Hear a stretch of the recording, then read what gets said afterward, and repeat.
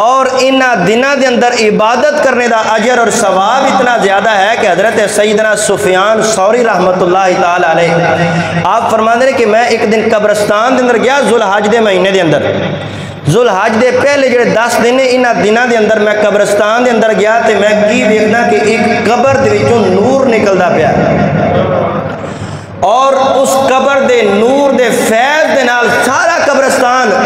نور علی نور ہے، چمکدا پیا، اس قبر دا فیض سارے قبرستان دے اندر تقسیم ہو رہا ہے کہ سفیان ثوری رحمۃ اللہ علیہ فرماندے نے میں عرض کی باری تعالی ماجرا کی ہے، وجہ کی ہے کہ ایک قبر والا کیڑا کام کردا رہا ہے کہ اس دی قبر دے نور دے نال سارا قبرستان فیض یاب ہو رہا ہے، معمر اور معطر ہے، اس دا فیض پہنچ رہا ہے۔ آواز قدرت آئی، اے میرے پیارے بندے سفیان ثوری،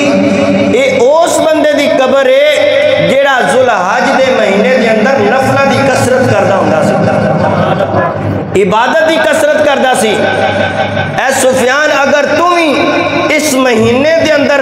عبادت دی کثرت کرے گا، قرآن دی تلاوت زیادہ تو زیادہ کرے گا، نوافل دی کثرت کرے گا، فرمائے اسی طرح میں تیری قبر میں روشن فرما دیا گا۔ تو پتہ چلیا کہ راتاں دے اندر جڑیاں فضیلت والیاں راتاں نے اور رمضان شریف دیاں راتاں نے آخری عشر دیاں، اور دنوں دے اندر جڑے فضیلت والے دن نے وہ کیڑے نے؟ ذوالحج دا پہلا عشرہ اے فضیلتاں والا ہے۔